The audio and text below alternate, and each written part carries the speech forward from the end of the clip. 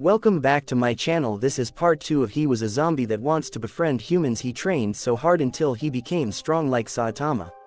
You can watch the previous part on this channel. I put a link in the description below. Let's continue the story. The zombie inquired of the soldier whether he truly believed anything that the zombie had said and what would happen if the soldier were instructed to take his own life. In response, the soldier produced a bomb from his pocket. The zombie attempted to prevent him from proceeding, explaining that he was just kidding, but the soldier persisted and threw the bomb. Zombie let a sigh of relief as their lives were now safe. Someone seated from above realized that the soldier was merely a minor character referring to zombie and had anticipated someone more formidable. He wondered why such an individual was assigned to guard such a crucial location. Both men represented the Stainless Steel Academy and had been dispatched to aid in capturing the target. The red-haired individual was surprised by the presence of the head of the Steel Blade Department at their academy, President Bang, and Vice President Chui. The man questioned why the higher-ups had sent a novice as the vice president to oversee such an important position. Explained that the decision had been made by Chief Kong, and as outsiders, they lacked the authority to question it. The novice blocked the exits and proceeded to explain the mission's significant elements, including the need for an attack. The novice asked why an inexperienced vice president had been assigned to monitor a critical location with multiple exits, particularly in the northern part of the city. The chief replied that it's because Vice President Zombie can beat him until he pissed his pants. The novice chuckled, assuming it was a joke, and replied to the chief, asking if he needed to be reminded that he is stronger than the chief.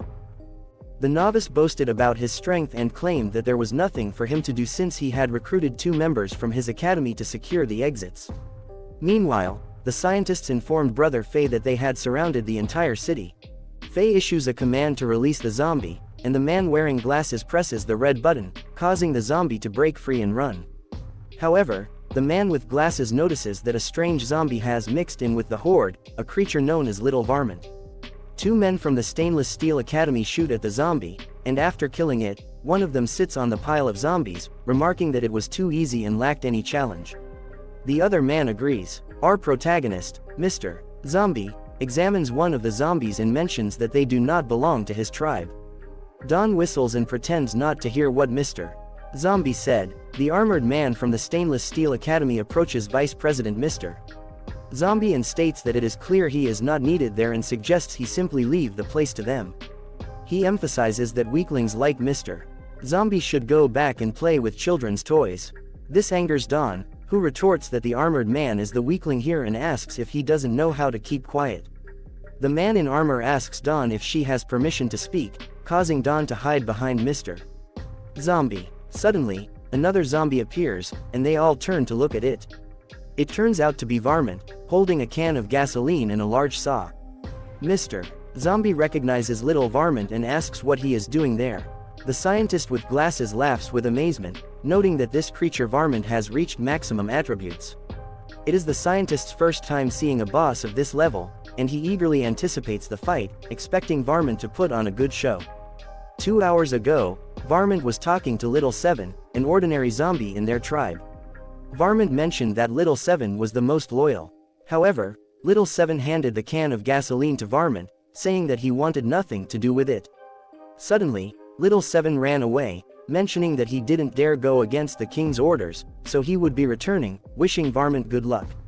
Varmint shouted, assuring that everything would be fine as long as the king didn't find out, and taunted Little Seven, calling him a scaredy cat.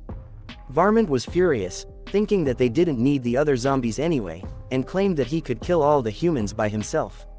Varmint sniffed the air and sensed that something was off. Meanwhile, a notification suddenly appeared on the scientist's computer, indicating that a new subject had been recorded. Don, Mr. Zombie, and the 2 individuals from the Stainless Steel Academy stood at a distance, observing Varmint. Mr. Zombie asked if it was Little Varmint, his subordinate, while Don felt fearful of Varmint. Varmint opened the can of gasoline and started drinking it, causing the excess gasoline to drip from his body. Don became confused when suddenly Varmint manipulated something on his saw machine, starting its engine. In the next moment, Varmint began gathering energy and let out a loud scream, attempting to frighten his enemies. Don covered her ears due to the deafening noise, causing the glass in nearby buildings to shatter. The loud scream had no effect on Mr. Zombie, but Dawn and the soldiers were sent flying due to the intense pressure. After landing on the ground, Dawn remained confused about what was happening. Varmint taunted the humans, inviting them to come and play with Grandpa Chainsaw. The armored man expressed his excitement, noting that something interesting had just occurred, and his ears almost popped from the previous roar. Suddenly, Mr. Zombie grabbed Dawn and urgently urged her to run away. Confused, Dawn asked why they were running, mentioning that they still had the two men from the department heads. Mr. Zombie replied that they couldn't kill Varmint. Dawn was shocked and questioned whether he was joking. Mr. Zombie affirmed that he wasn't joking. Meanwhile, Varmint continued laughing maniacally, his chainsaw running, and emitting a different aura. Mr. Zombie explained that Varmint possessed an undying body. President Bang, the armored man, watched as Mr. Zombie ran away from the formidable enemy and taunted him, calling him trash. Vice President Kui declared, "Let me take care of this." President Bang agreed, mentioning that it would save him the effort anyway. However, before he could finish his sentence, his vice president was suddenly sent flying and crashed into a tank behind them. Confused, President Bang looked behind to see Vice President Kui lying unconscious on the ground. Unbeknownst to him, Varmint had appeared right in front of him. President Bang was taken aback, wondering when Varmint had arrived there. Meanwhile, Mr. Zombie, Dawn, and two more soldiers had reached the rooftop of a nearby building, attempting to distance themselves from the chaotic scene. Returning to President Bang and Varmint, they engaged in a fierce battle, moving at such speed that it was difficult to track with the naked eye. Witnessing this, the scientist with glasses was amazed, acknowledging that Varmint was undeniably strong. In the midst of the confrontation, President Bang found himself on the losing end, continuously taking hits from Varmint. Varmint grabbed President Bang and spun him around like a top before he fell to the ground. Then, Varmint kicked him, sending President Bang flying and crashing into his subordinate, Vice President Kui. Varmint followed closely, kicking President Bang and placing his legs on President Bang's chest. With his chainsaw raised, Varmint attacked President Bang, who pleaded for him to stop. President Bang conjured a blade from his arm to block the chainsaw, attempting to defend himself. From above, Mr. Zombie and Dawn watched the intense scene unfold. Dawn expressed her concern, stating that things were looking grim and that she believed President Bang wouldn't be able to hold on much longer. Varmint continued his maniacal laughter as he relentlessly attacked President Bang. However, despite the dire situation, President Bang, as the president, refused to give in. His face remained determined, though in an instant, he cried out and shouted for his mom, expressing his fear of death and pleading for help. Witnessing this, Dawn and Mr. Zombie were left speechless as they observed from their vantage point above. Meanwhile, the scientist took pleasure in the spectacle, mocking the human academies for their current predicament. As Mr. Zombie, Dawn, and another soldier continued to observe the situation, Dawn suddenly remarked that they couldn't send an ordinary soldier because they would surely meet their demise. The soldier turned to Vice President Mr. Zombie, seeking guidance on what they should do. Mr. Zombie wondered why Varmint didn't recognize him. He decided that he needed to knock some sense into Varmint and came up with a plan involving Dawn. This confused Dawn, who questioned Mr. Zombie's sanity. Even President Bang, who had lost the battle, couldn't offer any solutions. Despite the objections, Mr. Zombie asked Dawn for her arm and proceeded to bite her. Dawn examined the wound from the bite and suspected that Mr. Zombie was taking advantage of the situation to control her mind. However, Mr. Zombie dismissed her concerns, claiming that he wasn't like that.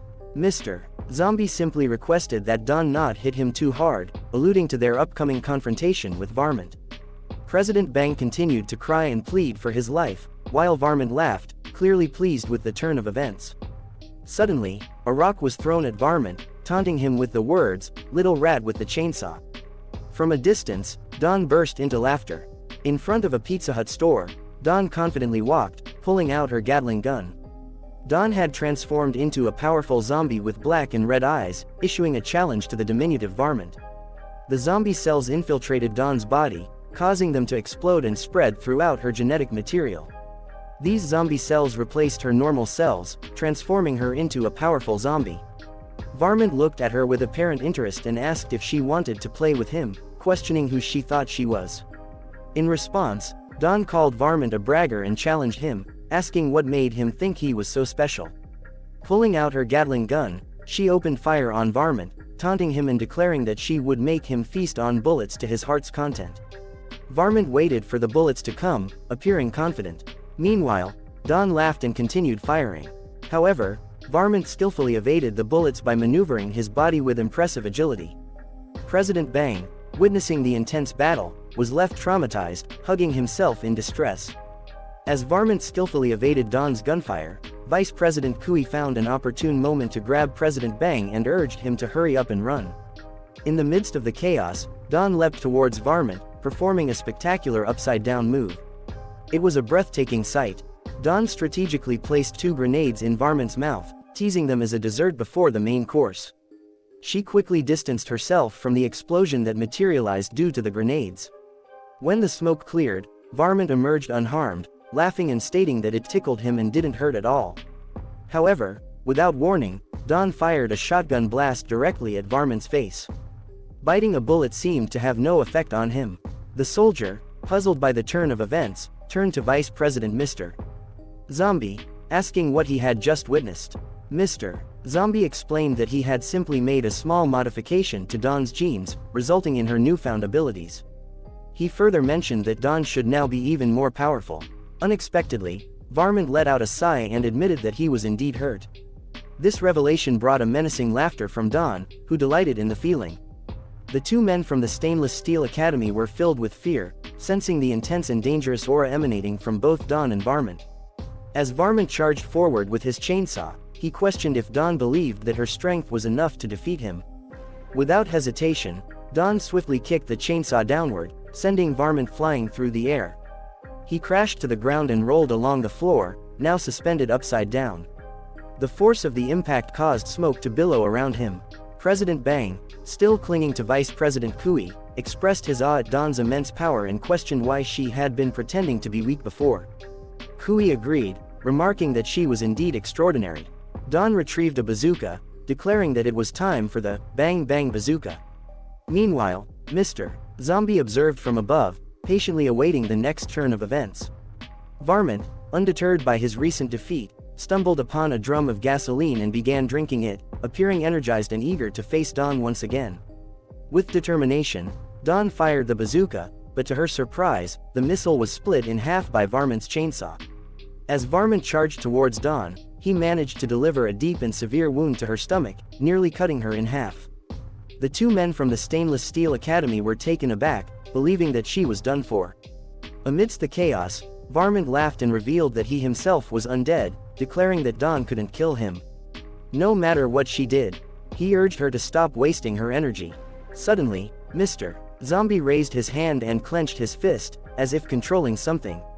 In a surprising turn of events, Dawn's body began to regenerate, leaving Varmint shocked and exclaiming the Japanese word, "Nani," meaning, "What?" Dawn's body spun and regenerated, and she confessed that she too was undead. This revelation further astonished the men from the Stainless Steel Academy. The atmosphere was electric with anticipation as Dawn and Varmint prepared to engage in battle once again. Dawn, fully regenerated, let out a chuckle and declared that they could continue their game.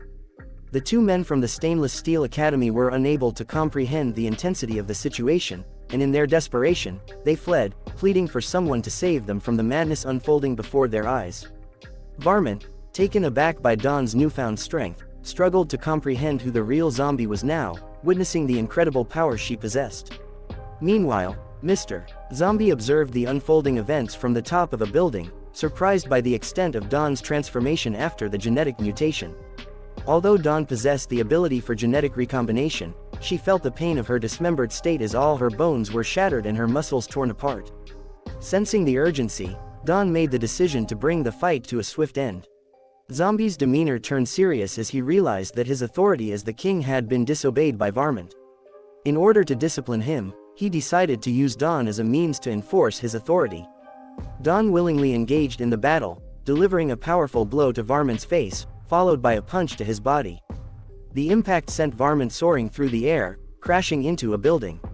In a display of impressive aerial agility, Dawn pursued him and smashed him on the head with her Gatling gun, resulting in an explosive impact as Varmint hit the ground. As the smoke cleared, Varmint lay on the ground, and Dawn stood before him, ready to continue her assault.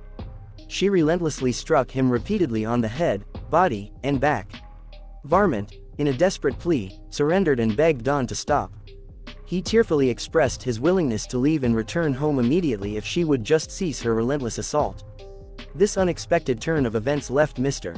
Zombie speechless, as well as the scientists watching the scene unfold from their room, his eyes fixed on the monitor. Dawn's weapon smashed the ground, signaling her decision to halt her attack. Varmint let out a sigh of relief, believing he was safe. However, without warning, Varmint launched a surprise punch at Dawn's face, labeling it a sneak attack. The impact sent Dawn hurtling through the air, crashing into the two men who were attempting to flee. The collision between them further intensified the chaos. This sudden turn of events left Mr. Zombie shocked and infuriated, cursing Varmint under his breath. Zombie questioned Dawn, expressing his disbelief that she had believed Varmint's words. He inquired why she had let her guard down, emphasizing that once one relaxes their vigilance, things revert to their original state. As the smoke cleared, Dawn returned to her human form but remained motionless, seemingly incapacitated. Varmint realized that Dawn had been using stimulants, and now their effects had worn off. He cautioned her to be more cautious in her next life and not to trust anything a zombie said. The scientists, observing the situation, were elated, marveling at Varmint's extraordinary power and his ability to launch surprise attacks. Zombie couldn't help but facepalm himself, realizing that the situation had taken a turn for the worse. The scientist slammed his hand on the desk in satisfaction, pleased with the unfolding events, and encouraged Varmint to eliminate them all. As the scientist observed the monitor, he noticed that Dawn appeared frightened while the two men behind him were sobbing, calling out for their mother. However, his attention was drawn to something else on the screen. A newcomer had arrived. Zombie positioned himself in front of Dawn, assuming a protective stance. The scientist saw this as an opportunity for a challenge and eagerly prepared to control Varmint's mind once again. However, Varmint seemed visibly shaken and rendered speechless. In a chilling tone, Zombie called out to Varmint, asking if he still remembered who he was. The three individuals behind Mr. Zombie remained terrified, while the scientist began pressing buttons in front of him, trying to understand why Varmint had suddenly stopped moving. Varmint became like a statue. Zombie demanded an explanation for his presence, reminding him that he had explicitly instructed Varmint to stay at home. A flashback scene unfolded, revealing a zombie informing Varmint that there was a gangster causing trouble and that the person wanted Varmint to become their underling. Varmint questioned the zombie's claim, tauntingly asking who this arrogant person was. In the next scene, it became evident that the person in question was Zombie himself. Varmint laughed at him, mocking Zombie's human-like appearance and resemblance to a zombie. Varmint continued his taunting, suggesting that Mr. Zombie's personality was weak and feeble, and questioned why he should become his underling. Returning to reality, Dawn and the two men were bewildered, unsure of what was being discussed. President Bang admitted he was unaware, but noticed that Varmint appeared to have wet his pants. Varmint's trembling continued, and he remained unable to speak. Varmint's urine continued to flow onto the floor, resembling a trail of gasoline. The scientist persistently pressed the command button, yet Varmint remained motionless. Zombie, with a stern expression, sought an explanation, while Varmint seemed to want to escape.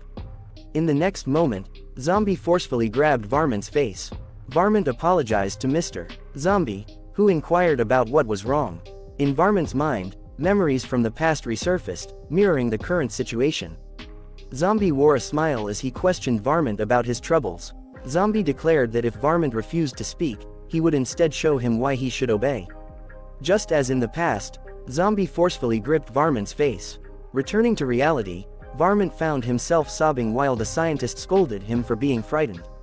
Little did the scientist know, Varmint's tears stemmed from a harrowing memory. He recalled being torn into shreds with his undying body, transformed into sashimi, and left to dry on a tree for over 100 years.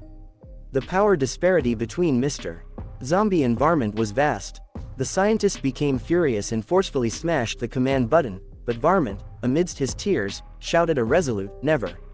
Unexpectedly, the command button exploded, releasing Varmint from the scientist's control. Gripped by fear for his life, Varmint swiftly ran away, declaring that if the scientist wished to fight Zombie, he should face him alone.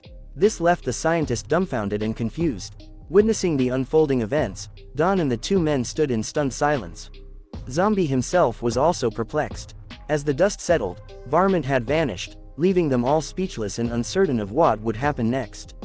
The scientist meticulously reviewed the system, trying to comprehend how Varmint had managed to break free from his control. This was the first time such an occurrence had occurred, leaving the scientist puzzled. Despite the setback, the scientist reassured himself that he still had more zombies at his disposal. However, Faye intervened, placing a hand on the scientist's shoulder and urging him to cease his actions, asserting that they had done enough. When the bespectacled scientist inquired why, Faye replied that they were on the verge of being defeated.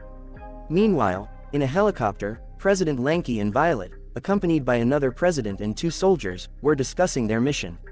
They were joined by a spy, whom Lanky questioned about the presence of his brother, Faye, in the area below. The spy confirmed Faye's presence and mentioned the vast size of the location, a 6-floor structure spanning over 11,000 square meters. This revelation startled the two presidents, realizing that it would take an extensive amount of time to search such a large area thoroughly. At that moment, a man wielding a sword stepped forward, unsheathing his weapon. He proclaimed that problems could be resolved with sheer strength and leapt from the helicopter, heading towards the scene. Lanky was taken aback by the man's audacity, describing him as a reckless idiot. Harnessing his immense strength, the man propelled himself downward with great speed, generating a swirling vortex of wind. His sword whirled in tandem, resembling a spinning cyclone as he descended. Upon landing, a tremendous explosion erupted, engulfing the surrounding area in a massive blast. The force of the impact caused the ground to crumble, with rocks tumbling down. As the smoke cleared, a sizable crater lay beneath the man, who proudly proclaimed that his mission was accomplished. He quipped that it was faster than taking an elevator. However, Lanky regarded the man as a foolish musclehead, questioning whether men ever knew how to use their brains and pondering what the man would have done if it had been a trap. The chief interjected, asserting that in the face of absolute power, all schemes were rendered useless. With that, the chief leapt from the helicopter, declaring that he would entrust the second line of defense to the others. However, this further angered Lanky, asking if there is anything in their stupid mind other than blowing up things. The soldiers commenced their search operation, each assigned to explore a specific room. One soldier announced that the target had been surrounded, while another reported to Chief Gang that Area 1 was clear of any individuals. Similarly, another soldier informed Chief Chin that there were no signs of anyone in Area 2. Considering the possibility of the scientist escaping, the man with the sword questioned the chief. However, the chief confidently declared that it was impossible, as he had sealed off all routes in and out of the city, be it by land, water, or air. Not even a mosquito could pass through undetected. Frustrated, Lanky voiced her impatience, questioning why they should wait there while the bad guys remained at large. She expressed her annoyance to President Violet, suggesting that if they worked together, they could be just as formidable. However, President Violet urged her to stop, reminding her that they were their superiors. Lanky, still irritated, crossed her arms and declared that instead, she would curse them with bad luck. Meanwhile, on top of a building, scientists were busy making plans under Brother Faye's orders. The man stood in front of some notes written in Zombie King, wondering about their contents. After reading the notes, he discovered information about an extremely dangerous zombie king. The final sentence instructed him to open it if he was brave enough. He then ordered a soldier to detonate it for him. However, the Grand President interjected, reminding everyone that their primary objective was to capture someone. They realized that they were not falling for the bait. The bespectacled man hurriedly reported to Brother Faye, who remained unperturbed. Brother Faye retrieved a detonator from his pocket and, with a button press, initiated a countdown on a remote bomb hidden behind the cultivation chamber. Sensing the imminent danger, the Grand President knew it was too late to evade. A powerful explosion erupted, engulfing the soldiers in flames. However, to the president of the Stainless Steel Academy, the explosion barely registered as a scratch. Upon learning that something had emerged from the cultivation chamber, Brother Faye burst into maniacal laughter. He declared that the destruction of humanity would begin that day and commanded his greatest creation to slaughter all humankind, even himself if necessary. As the smoke cleared in the underground lair, both the president of the Stainless Steel Academy and the Grand President were utterly bewildered by the sight before them. The so-called Zombie King turned out to be nothing more than a helpless zombie infant. The two leaders were dumbfounded by this absurd revelation. As the president of the Stainless Steel Academy moved closer to investigate, the Grand President cautioned him to be careful, explaining that the more harmless a creature appeared, the more dangerous it could be. Undeterred, the president charged forward, slashing at the creature with his blade. However, Brother Fray, the helpless zombie infant, evaded the attack with eerie agility.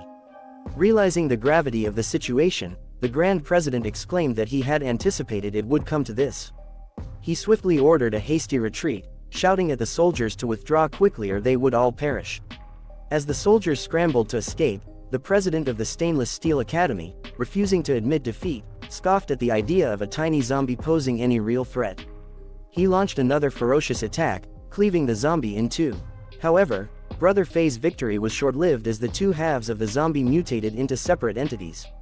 Stunned, the president exclaimed, "What kind of monster is this?" In a bizarre twist, the two independent zombie infants emitted strange utterances and fused back together. Meanwhile, Professor Jamie had already fled to the rooftop, and Brother Fray decided to release the zombies while their enemies were still unaware. Amidst the ensuing chaos, the bespectacled man unleashed all the zombies within the city. In an instant, a horde of zombies rushed toward Lanky and her team. However, Lanky remained composed in the face of this onslaught. As her subordinate prepared to call for reinforcements, she stepped forward and commanded them to stand down. With a swift motion, she removed the hairpin that held her hair in place, and it transformed into a sharp, gleaming sword. In that moment, Lanky wielded the sword with the grace and poise of a legendary heroine. With a whoosh sound, she swiftly kicked the zombie's chin, sending each undead creature soaring through the air. Utilizing the springiness of a nearby tree, Lanky gracefully leapt skyward. The vice president, who witnessed the scene, was astonished by Lanky's lightning-fast swordsmanship.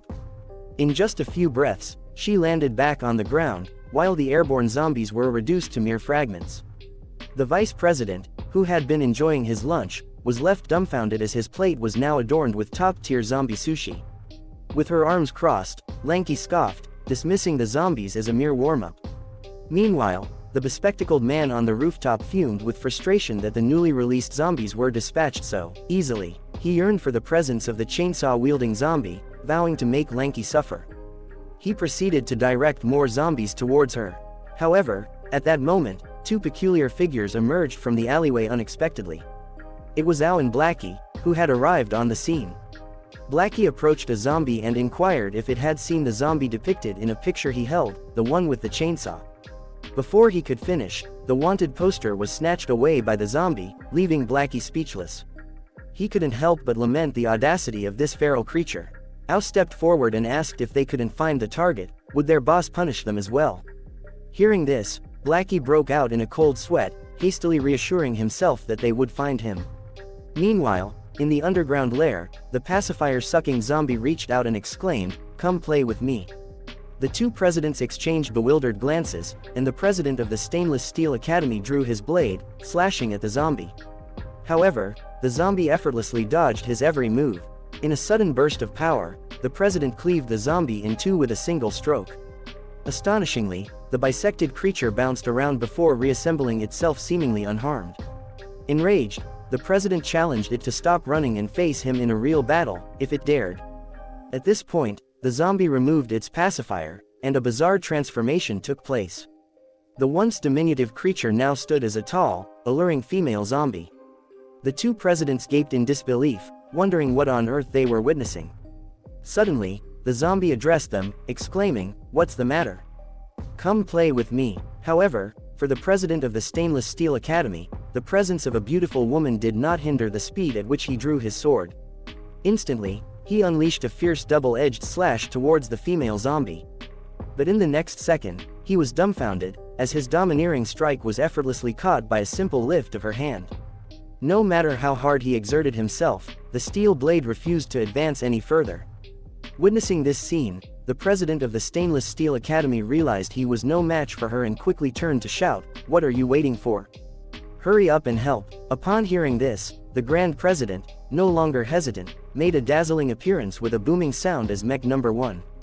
Yet, before he could even make a move, he was sent flying by the female zombie's inch punch. The terrifying force pierced straight through a large building, coincidentally landing in front of Blackie and Ago. Seeing the sudden appearance of this injured human, Ego instinctively asked, "He seems to be on the verge of death.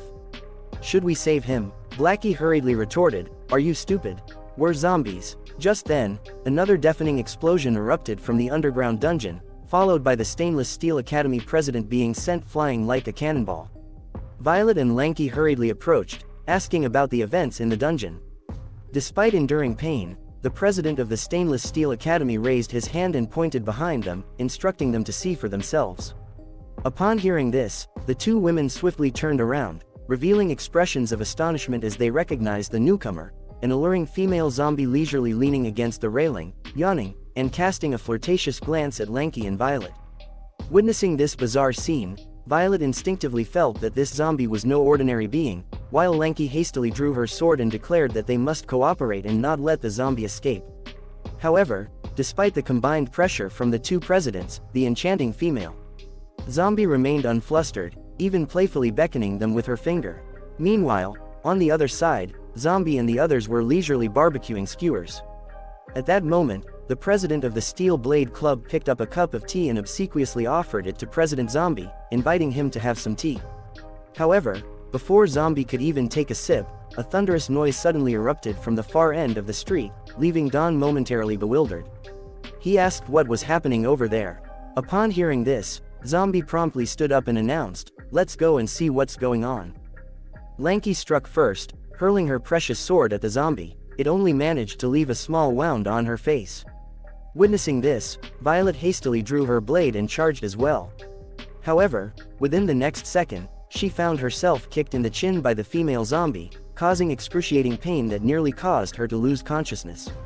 The female zombie then spoke, saying, "Your speed is decent, but your strength is sorely lacking." Infuriated by the remark, Violet performed a 360-degree spin in midair before delivering a powerful kick to the zombie's head. Despite the force of the blow, the female zombie remained unscathed. Sensing danger, Violet hastily retreated. As she did, Lanky charged forward, brandishing her sword. Countless sword energies swirled around the female zombie, instantly reducing the surrounding buildings to rubble. Yet, the zombie emerged from the onslaught completely unharmed. Meanwhile, the president of the Stainless Steel Academy, despite his own pain, managed to find a secluded spot. He quickly removed his pants and activated the machinery on his back, transforming into an armored knight. This was the Stainless Steel Academy's secret weapon, Steel Heart No. 1. The scene returned to Lanky and Violet, who continued their intense battle. However, as they prepared to launch their final attack, the female zombie suddenly extended a 2.5-meter-long tongue and underwent a series of grotesque mutations. The sight left Lanky and Violet dumbfounded. What kind of creature was this? The female zombie slammed her palm into the ground, sending Lanky and Violet flying with the force of the ensuing shockwave. In the meantime, the once alluring female zombie had fully transformed into a bizarre 8-pack-bearing mutant minor. Fortunately, the newly transformed president of the Stainless Steel Academy arrived to join the fight. Lanky and Violet, who were severely wounded, shouted for a retreat, realizing they were no match for the mutant minotaur. However, the overconfident president ignored their warnings and arrogantly approached the creature, stating that he hoped it could withstand his attack. They prepared to settle the fight with a single blow. The president and the minotaur zombie exchanged blows, and the impact of their fists colliding sent Lanky and Violet flying once again. The tremendous explosion caught Zombie's attention, who was not far away. As the smoke gradually cleared, all that remained of the president from the Stainless Steel Academy was a half-destroyed shell, while the minotaur zombie appeared unharmed. The mutant declared that the humans had lost, but the president of Stainless Steel Academy refused to accept defeat, claiming that he hadn't lost yet. The mutant remarked that it seemed the human wouldn't acknowledge their defeat until they faced complete destruction. Meanwhile, the sun shone brightly as Zombie's team searched for the source of the commotion they had heard earlier. Don was curious about what was happening in the area they were approaching. Suddenly, Zombie caught a familiar scent and looked in the direction where something seemed to be unfolding. The mutant zombie suggested that the president of Stainless Steel Academy refused to surrender until he witnessed the mutant's true power. The president was taken aback by the mutant's statement, realizing that the mutant had yet to reveal his full strength. In the next moment, the mutant zombie's body underwent another transformation, assuming a different zombie form with horns. Lanky and Violet were left in a state of shock upon witnessing this unexpected transformation. The bespectacled scientist reported to Dr. Fay that they had lost control over the mutant zombie. Fay responded calmly, stating that it was alright since this was, in fact, the true zombie king they were dealing with.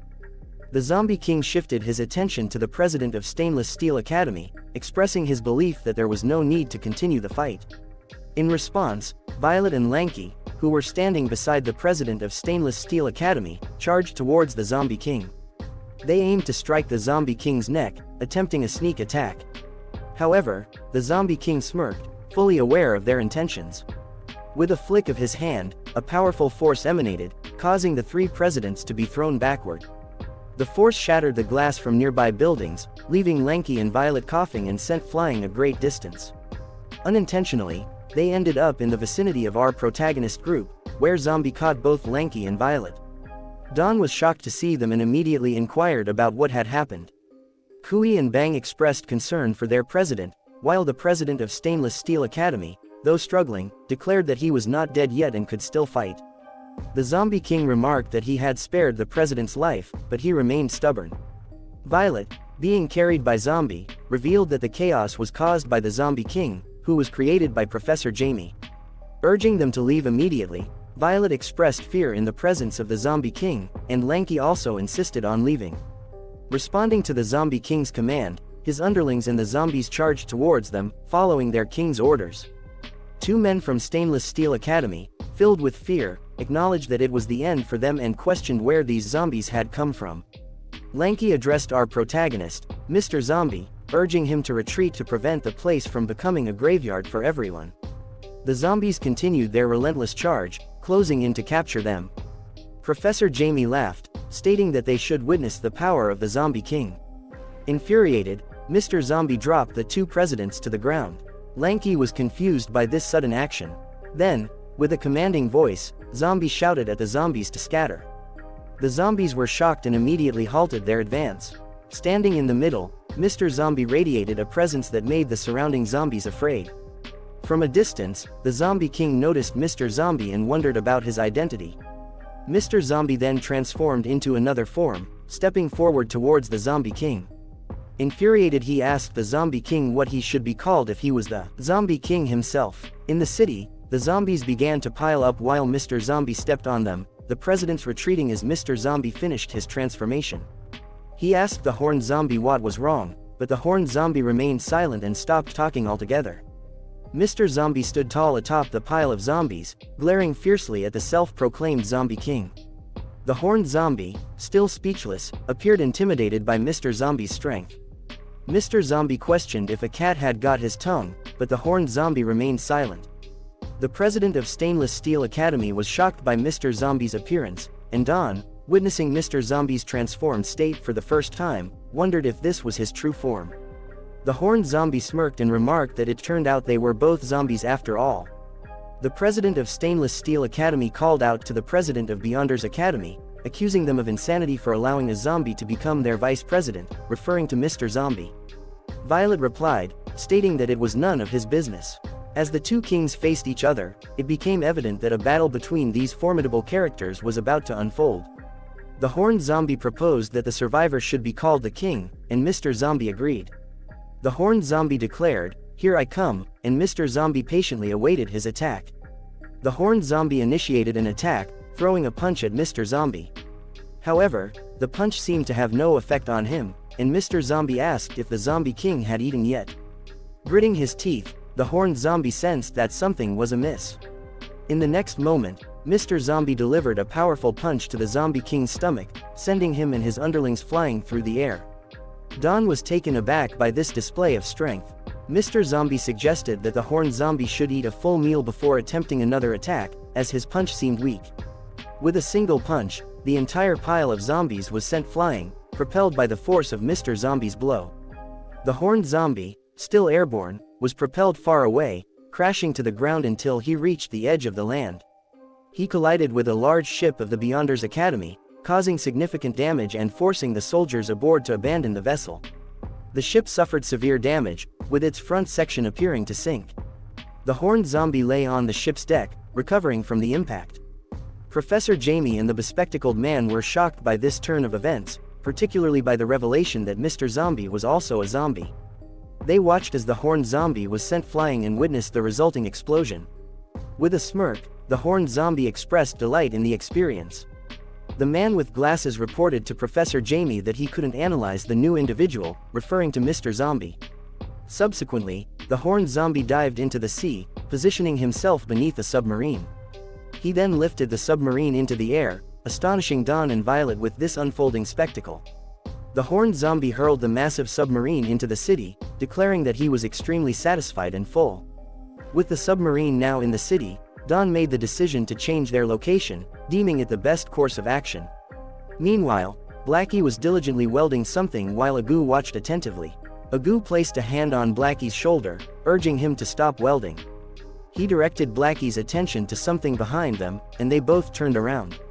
The Grand President, also known as the Chief, who was visibly angry. He expressed his frustration as the two zombies were welding his body, cutting the pieces that needed to be welded and welding the pieces that needed to be cut. Agu remarked that they could sense the aura of their king, and Blackie was left speechless. Returning to the ongoing battle, someone propelled themselves from above. It was Mr. Zombie, now upside down in the air, holding a rope and calling out, "Over here." The horned zombie smirked, taunting Mr. Zombie to try again. With a sense of satisfaction, Mr. Zombie launched an attack using the rope. He caught the horned zombie by the neck with the rope, while the zombie prepared to counterattack in midair, ready to pull the rope. Meanwhile, the president of Stainless Steel Academy was bewildered, questioning whether Mr. Zombie was a genuine zombie. Mr. Zombie asked the horned zombie why he was running, and with a forceful pull of the rope, he caused the horned zombie to lose balance. Mr. Zombie swiftly followed up with a kick to the face, resulting in the horned zombie's face sinking under the impact. The horned zombie was propelled into the sky, appearing to be overpowered by Mr. Zombie. Despite this, the horned zombie defiantly seized the rope, asserting that he could also accomplish the feat. Mr. Zombie, in a taunting manner, the rope was cut and the horned zombie fly downward, charging towards Mr. Zombie, and he crashed into the ground. The two individuals from Stainless Steel Academy were shocked by the unfolding spectacle. The horned zombie then lifted a submarine, wielding it like a baseball bat. Mr. Zombie saw this interesting. The horned zombie hit Mr. Zombie with the submarine, mentioning that as if he would ever run. As a result, Mr. Zombie was sent soaring into the ocean, where he bounced along the waves. Eventually, he landed on the ship of Beyonders Academy, catching the attention of the soldiers on board. They speculated that someone had been thrown overboard, with one soldier even suggesting it might have been a person.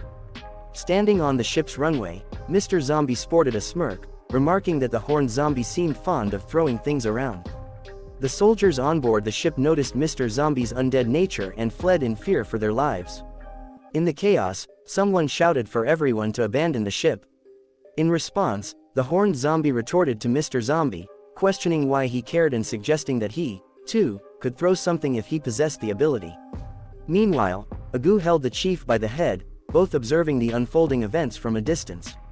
The chief continued to babble, acknowledging the strength of zombies but emphasizing that Professor Jaime's work should not be underestimated. He described the professor as a genius among humans, capable of transforming a normal person into an unbeatable force with just one of his experiments. The chief further warned that if they didn't leave immediately, they might never have another opportunity to do so. Blackie smiled and commanded the humans to remain silent, urging them to observe attentively. The chief took a brief glance, and Blackie exclaimed that their king was unbeatable, not even by a god. This statement surprised the chief. Meanwhile, on the Beyonders Academy ship, Mr. Zombie disappeared in an instant, only to reappear in front of the horned zombie in the sky.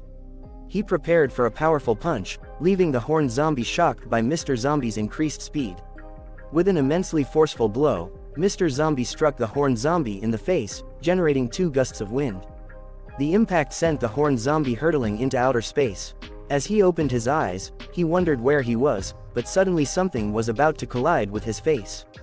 It was the enormous battleship of the Beyonders Academy, which Mr. Zombie had hurled at him, propelling him even farther away. The battleship crashed onto the moon's surface, effectively trapping the horned zombie between its wreckage.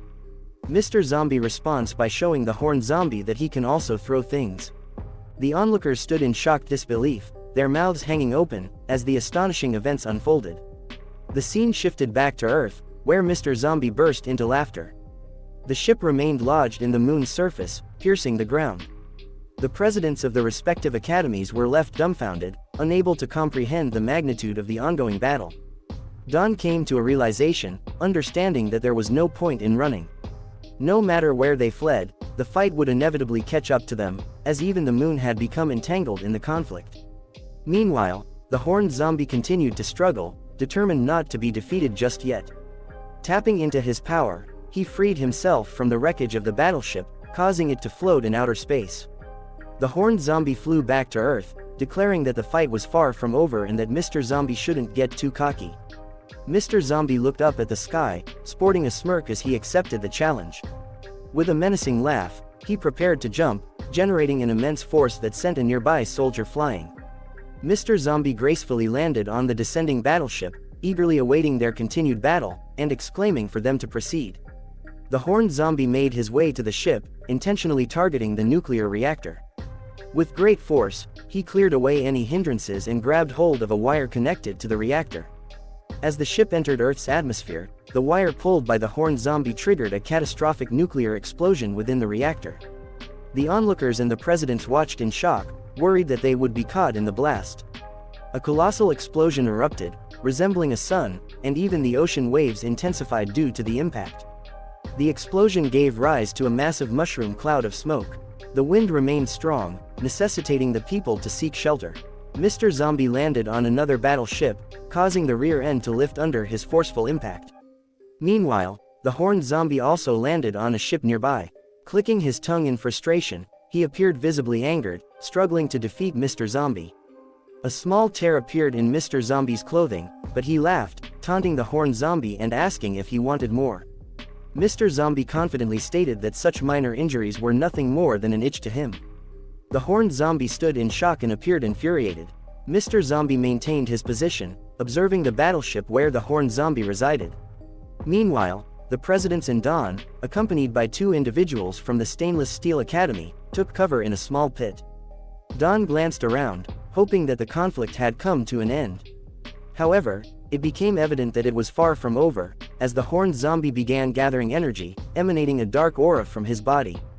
His arm grew massive as he charged forward. With a proposal in mind, the horned zombie acknowledged their shared species and suggested that they cooperate. He grabbed hold of Mr. Zombie with his colossal hand and proposed that they join forces to destroy the world. The horned zombie offered a compromise, suggesting they divide the territory equally and refrain from encroaching upon each other's domain.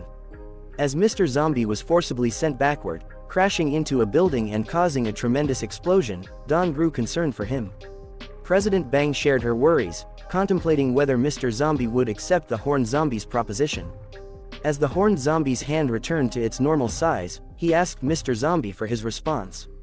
Regaining his footing, Mr. Zombie firmly stated that he had no interest in destroying the world. The scene shifted to Blackie, who observed the intense battle between the two formidable zombies. The chief expressed his concerns, finding the situation illogical and urging them to flee.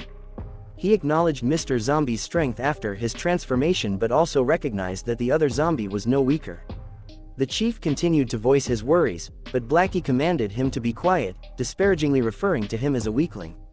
Blackie confidently smiled and revealed that their king was not limited to just one transformation, leaving the chief astonished to learn that Mr. Zombie had another form. Mr. Zombie dismissed the idea of working together, stating that the horned zombie was not worthy of his cooperation. Perched atop the building, Mr. Zombie voiced his disbelief at the horned zombie's audacious claim regarding the division of territories. Agu held the chief, who remained in a state of surprise. Emitting a menacing aura, Mr. Zombie asserted that only the weak would incessantly discuss world destruction or domination. Dawn inquired about the conversation's content, to which President Bang admitted his lack of knowledge due to their considerable distance from the scene. The horned zombie grew infuriated by Mr. Zombie's words, suggesting that he would only understand the lesson once Mr. Zombie taught it to him properly. In response, Mr. Zombie initiated a transformation, shedding his zombie skin and assuming a different form. With a mighty roar that caused the ground to tremble, he absorbed energy akin to Goku's transformation into a Super Saiyan, leaving the presidents and Dawn dumbfounded by the unfolding spectacle. Mr. Zombie now appeared as a human-like entity, shocking Dawn and the two men with his transformation. Atop the building, there was no visible trace of Mr. Zombie's zombie nature in his transformed state. His appearance resembled that of a human, with expressionless and cold eyes. Suddenly, a Joker-like aura materialized near the horned zombie, startling him and amplifying the intensity of his own formidable aura. Meanwhile, Blackie and Agu, observing from a distance, also sensed the menacing presence emanating from their king. The chief appeared serious about the situation until Agu abruptly slapped him, waking him from his slumber. It turned out he had been asleep. Agu lifted the chief and directed his gaze towards their deity.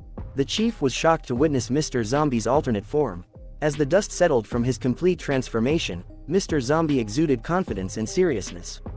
Violet, upon seeing the transformation, was taken aback as Mr. Zombie now appeared distinctly different from the zombie Professor Jamie had originally created. Lanky remarked that he now resembled a human, which even surprised the horned zombie. As the action commenced, rain began to fall. The horned zombie appeared gripped with fear, desperately questioning Mr. Zombie about his true identity. Charging towards him, the horned zombie prepared to strike, demanding to know whether Mr. Zombie was a zombie or a human. The horned zombie released his punch. However, Mr. Zombie remained unresponsive, his gaze fixed upon his assailant. Suddenly, the rain abruptly ceased, as if gravity itself had vanished. Mr. Zombie raised his hand, a gesture that seemed to command the forces of nature. In an instant, the body of the horned zombie was torn into pieces and appeared to be pulled upwards. Simultaneously, the rain reversed its course, descending upward instead of falling. This alteration in gravity affected President Violet and another man, while Dawn, along with them, experienced the pulling force. Even the ship they began to float, defying the normal laws of gravity. The colossal sea creatures, such as whales, were also subject to the irresistible force, being drawn in as if they were caught in the gravitational pull of a black hole. Meanwhile, Dawn found herself surrounded by fish and crabs. The horned zombie, now floating in the air accompanied by water, suffered from his torn-apart body. In this unsettling moment, Mr. Zombie uttered the words, "I am your daddy." A colossal cyclone emerged on the earth, resembling the destructive power of a typhoon or hurricane. It instilled fear in Dawn as she trembled, overwhelmed by the unfolding chaos. However, Mr. Zombie extended his hand, gesturing downward to restore gravity to its original state. Both Violet and Lanky descended and landed on the ground. Violet expressed astonishment, noting that such abilities should not be within the realm of possibility for a zombie. Suddenly, a massive whale crashed onto a building, shocking Professor Jamie and his subordinate. Lying on the ground, the horned zombie contemplated the inexplicable nature of the situation. Nearby, the bespectacled man asked Professor Jamie if he had ever encountered a zombie king like Mr. Zombie. Professor Jamie responded that he had never witnessed anything of the sort in his entire life. Suddenly, the horned zombie's lost limb returned, and he attempted to rise to his feet. Uttering the word, regeneration, his muscles and skin commenced a process of rapid regrowth, covering his previously exposed bones. With his body fully restored, the horned zombie declared that Mr. Zombie's efforts were in vain. While he acknowledged that he couldn't harm Mr. Zombie, he also emphasized that he couldn't be killed either. The horned zombie explained that zombie kings were essentially invincible life forms, capable of regenerating even if dismembered into countless pieces. Upon hearing the horned zombie's explanation, Mr. Zombie swiftly moved his arm in a backward motion. In an instant, the horned zombie was pulled towards Mr. Zombie, who firmly grasped the horned zombie's neck. Raising him off the ground, Mr. Zombie held the horned zombie in a choking grip. With a stern expression, Mr. Zombie addressed the horned zombie's misunderstanding about death, questioning whether he believed that physical destruction was necessary for someone to perish. As Mr. Zombie initiated his plan, the horned zombie's consciousness began to fade gradually. Struggling to maintain his grasp on reality, the horned zombie caught sight of Mr. Zombie's eyes and managed to utter a few words. However, before he could articulate his thoughts, the scene abruptly shifted, revealing vast spaceships soaring through outer space. Multiple cyclones raged in the sea, a testament to the chaotic power wielded by Mr. Zombie. Returning to the previous scene, the horned zombie remained in Mr. Zombie's grip, desperately attempting to convey his message. Despite his struggle, the words escaped his lips persistently, "You are the Ancient Ones." In a sudden shift, the scene introduced a man adorned in space armor, brandishing a blade in his left hand. The soldiers aboard the spaceships engaged in battle, while the armored man communicated with someone, stating that this marked the 1351st encirclement in the sixth attempt to bring an end to human civilization. He declared that this time would be the final one. Meanwhile, Mr. Zombie underwent another transformation, his hair elongating into an ominous black aura. Cyclones materialized in the sea, serving as a visual manifestation of his immense power. The horned zombie, on the brink of losing consciousness, caught a glimpse of Mr. Zombie's altered form and remarked that it had changed once again. In a vision, the horned zombie witnessed the outer space spaceships being destroyed, and he desperately pleaded for help, calling out to someone to save him. It became evident in the vision that Mr. Zombie was responsible for the destruction of the invading spaceships. Mr. Zombie had now assumed his fourth form, further showcasing his formidable capabilities. Releasing his final struggle, the horned zombie succumbed in Mr. Zombie's grasp. Mr. Zombie gazed intensely at him, and in a sudden snap, the horned zombie became utterly still. His eyes turned white, signifying the extinguishment of his life. The weather returned to its usual state, with sunlight illuminating the surroundings once more. Dawn and President Violet were left bewildered, questioning whether the ordeal had come to an end. Mr. Zombie released his hold on the horned zombie, allowing him to plummet from the building. With a small thud, the horned zombie's lifeless body landed on the ground. It became evident that Mr. Zombie reigned as the true zombie king. The chief was perplexed by the motionless state of the horned zombie, unable to comprehend what had transpired. Blackie responded, explaining that the third form of their king must have frightened the horned zombie to death. This revelation left the chief in a state of shock.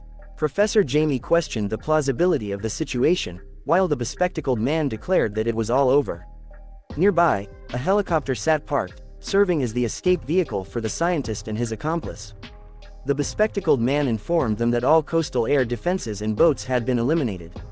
He urged Professor Jamie to seize the opportunity and leave. However, in the next moment, Mr. Zombie appeared before them, startling the scientist and his accomplice. They were taken aback, as they had not revealed their presence and wondered how Mr. Zombie had become aware of them. Mr. Zombie simply observed them, while the bespectacled man began calling for his mother. Mr. Zombie inquired whether they intended to surrender themselves or face the horned zombie in the afterlife. He gave them 1 second to decide. Without hesitation, they extended their hands to be handcuffed, indicating their surrender. Professor Jamie, still struggling to come to terms with the unfolding events, found himself at the mercy of Mr. Zombie, who awaited his surrender. And just like that, Professor Jamie, who was supposed to be killed on sight, was captured alive by Mr. Zombie. Accompanied by soldiers, he was escorted to an armored car, his arms bound by handcuffs. In the vicinity, Mr. Zombie was seated, prompting Violet and Dawn to wonder about his peculiar behavior. Mr. Zombie had reverted to his normal form and expressed that his transformation was too frightening, asserting that he was a kind zombie. Meanwhile, Violet instructed Dawn to approach him and inquire about his well-being. Dawn hesitated, still apprehensive from her earlier encounter with Mr. Zombie, as he was scary earlier, but the president urged her on, mentioning that Dawn would become Mr. Zombie's vice president in the future. With no other option, Dawn cautiously approached Mr. Zombie and inquired about his well-being, mentioning that they were preparing to depart. To her surprise, Mr. Zombie stood up, causing Dawn to startle. He expressed his hunger and revealed his desire for a tear-resistant shirt. Relieved to see that Mr. Zombie had returned to his passive state, Dawn let out a sigh. Curious, Dawn asked Mr. Zombie if he remembered what had just transpired. Mr. Zombie replied that he recalled everything but found the memories slightly hazy. After a moment of reflection, he mentioned that he had encountered numerous peculiar zombies like the horned zombie in the past, but they were all too weak for him to bother remembering. As the convoy made its way back to Beyonders Academy, Professor Jaime's laughter caught the attention of the bespectacled man, who inquired about the cause. Grinning, Professor Jamie admitted that he hadn't expected to encounter a being as powerful as Mr. Zombie. He vowed to obtain a sample of Mr. Zombie's genes and create a being even stronger than him. Just like that, the Zombie King created by Professor Jamie was scared to death by Zombie. And the incident with Professor Jamie finally came to an end. Zombie found himself in a meeting with government officials, where one of them inquired about his willingness to assume the role of president. Zombie responded with no objections, prompting the officials to offer advice. They emphasized that being a president entailed more than just physical strength. He must also be capable of maintaining and safeguarding the cities under his rule. Additionally, if he fails to increase the city's population to over 10 million within a specified timeframe, his title would be revoked. The officials then inquired about Zombie's preferred city. With a smile, Zombie expressed his desire to claim the H-City, where he had apprehended Professor Jamie. The officials were astounded, as the H-City was an uninhabited island with no human presence whatsoever. They pointed out that one must have eggs to hatch chickens, and even with eggs, there must be at least a cell for development. They emphasized that the H-City lacked even a single human being and questioned how Zombie intended to develop it. The officials advised him to remember that if his population failed to meet the requirements, his position as president would be revoked. However, Zombie remained resolute in his decision to choose the H-City as his jurisdiction, and the officials eventually agreed. They proceeded to stamp the official letter of appointment for President Zombie. Another individual expressed frustration, questioning where they found this idiot. She pointed out that there were plenty of perfectly suitable cities available, yet Zombie had chosen a deserted one. The person wondered how Zombie intended to develop it at all. Violet, feeling exasperated, simply sighed, unsure of what to do in the situation. After assuming the presidency, Zombie expanded his single-regiment army to 4 regiments, bolstering the protection of his city. It was a historic day, witnessing a unique spectacle where human soldiers were assisting zombies in settling into their new homes. Zombie, accompanied by his boss-level subordinates, stood atop a building, overseeing the soldiers as they escorted the zombie citizens. Blackie reported to Zombie, informing him that all citizens had been successfully relocated to the city as per his orders. Zombie responded with satisfaction. Suddenly, a soldier called for attention, startling the zombies. A young zombie child asked his mother if the humans would use their smoking metal sticks on them.